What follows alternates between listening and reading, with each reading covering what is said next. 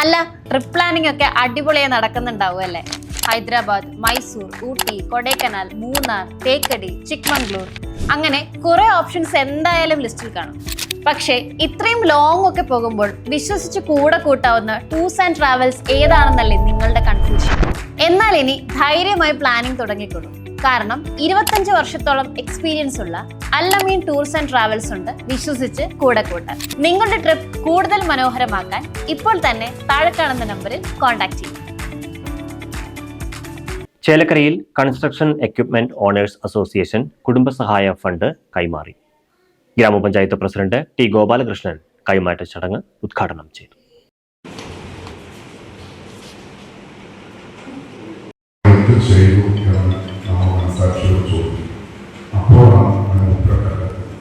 ഉമേഷിനെ പോലെ ഞാൻ ആലോചിച്ചപ്പോൾ ഒരിക്കലും സംഭവിക്കാൻ പാടാത്ത പക്ഷേ മരണപ്പെട്ട ദിവസങ്ങളോടൊപ്പം അവരുടെ കീഴിലെ സാഹചര്യം രണ്ട് പെൺകുട്ടികൾ നമ്മുടെ ആ സാഹചര്യം കണ്ടപ്പോൾ വളരെ ഒരു മാനസിക വിഷമം തോന്നി.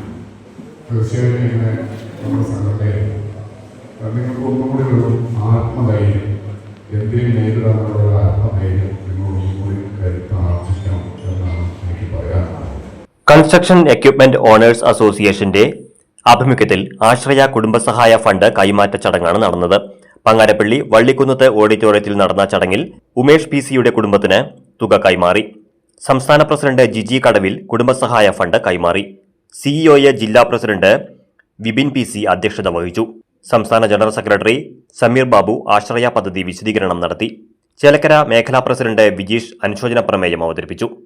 ജില്ലാ സെക്രട്ടറി രഞ്ജിത്ത് സ്വാഗതം പറഞ്ഞ ചടങ്ങിൽ ഗ്രാമപഞ്ചായത്ത് 7ാം വാർഡ് മെമ്പർ ശുഭലക്ഷ്മി, CEO സംസ്ഥാന ട്രഷറർ സൈനുദ്ദീൻ കൂട്ടുകാരൻ, പാലക്കാട് ജില്ലാ പ്രസിഡന്റ് വിജയൻ അമ്പലപ്പാറ, മലപ്പുറം ജില്ലാ പ്രസിഡന്റ് ശിവൻ വലിയാട്ടിൽ എന്നിവർ സംസാരിച്ചു.